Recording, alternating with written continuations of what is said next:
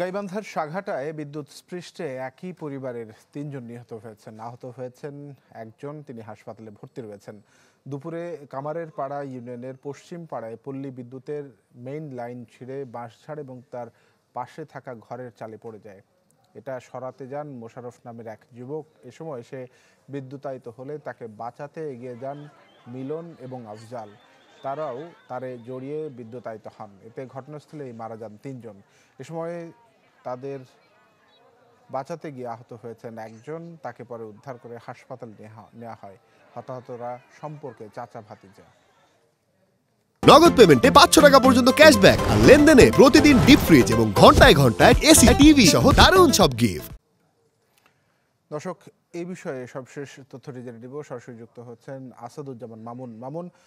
অত্যন্ত দুর্ভাগ্যজনক এবং মর্মান্তিক এই দুর্ঘটনা ঘটল, শোকে স্তব্ধ সেখানকার মানুষজন। সব মিলিয়ে পরিস্থিতিটি কেমন? হ্যাঁ তানভীর, আমি এই মুহূর্তে দাঁড়িয়ে আছি গাইবান্ধা সাঘাটা উপজেলার কামালের পাড়া ইউনিয়নের কামালের পাড়া পশ্চিম গ্রামে। যেটা দেখতে পাচ্ছেন আমার পিছনে, কিন্তু এটা মেইন সুইচ যে রয়েছে এই ঘরটা কিন্তু বিদ্যুতায়িত হয়ে থাকে। এখানে কিন্তু আপনার এই ঘরের মেইন সুইচ থেকেই এই টিনের চালের ঘরটি কিন্তু বিদ্যুতায়িত হয়ে থাকে।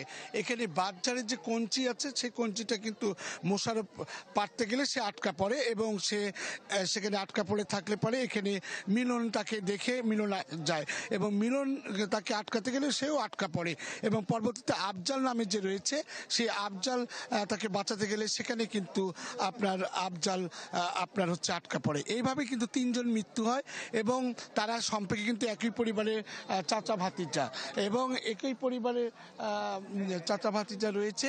তো আমি এখন এই মুহূর্তে কথা বলবো যে তাদেরকে উদ্ধার করতে গিয়েছিল সে একজন প্রত্যক্ষদর্শী। আসলে আপনি কেমনটি দেখেছিলেন? আমি দেখছিলাম যে এখানে হয়ে আল্লাহ দেখার পর আমি দৌড়ে বাড়ির থেকে আসলাম। আসার পর দেখি যে কোথায় একজন আটকাছে, কারণ শর্ট খাইছে। তো আমি ওখানে মই নিয়ে ওঠার পর যা দেখি যে 3 জনে আটকে আছে। তখন আমি এখন বাঁচাতে যাওয়াতে আমি এখন উঠতে ধরে আমার কারণ শর্টকা মই ভেঙে আমি ওখান থেকে পড়ে গেছি। পড়ে যাওয়ার পর কারণ বিদ্যুৎ যাওয়ার পর আমরা ফিরে ওখান থেকে আমরা গিয়ে উদ্ধার করতে। শুনলেন যে সে বলছে যে সেও আটকাতে যে পড়ে গেছিল, কিন্তু পড়ে যাওয়ার পরে এখন তাদেরকে গাইবান্ধা সাঘাটা স্বাস্থ্য কমপ্লেক্সে নিয়ে গেলে কর্তব্যরত চিকিৎসক তাদেরকে এই 3 জনকে আফজাল, মিলন এবং মোশাররফকে মৃত ঘোষণা করেন। তো এরপর পরিপ্রেক্ষিতে কিন্তু এখানে এই খবর ছড়িয়ে পড়লে আশেপাশের মানুষজন শত শত হাজার হাজার মানুষজন কিন্তু এলাকায় আসছে এবং এসে এখানে তাদেরকে দেখছে। এখন এই 3টি পরিবারের মাঝে কিন্তু শোকের মাতম চলছে। এখানে হাজার হাজার মানুষ রয়েছে। এখন তাদের দাপন কাপনের ব্যবস্থা করা হচ্ছে। আমি যেটা জানতে পেরেছি যে এশারের নামাজের পরে তাদেরকে দাফন করা হবে এবং এখানে কিন্তু শত শত মানুষ, উৎসুক জনতা এই 3 ব্যক্তিকে দেখার জন্য কিন্তু তারা এই ঘটনাস্থলে আসছে।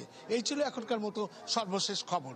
মামুন, ধন্যবাদ আপনাকে। আসাদুজ্জামান মামুন যুক্ত হয়েছিলেন গাইবান্ধা থেকে।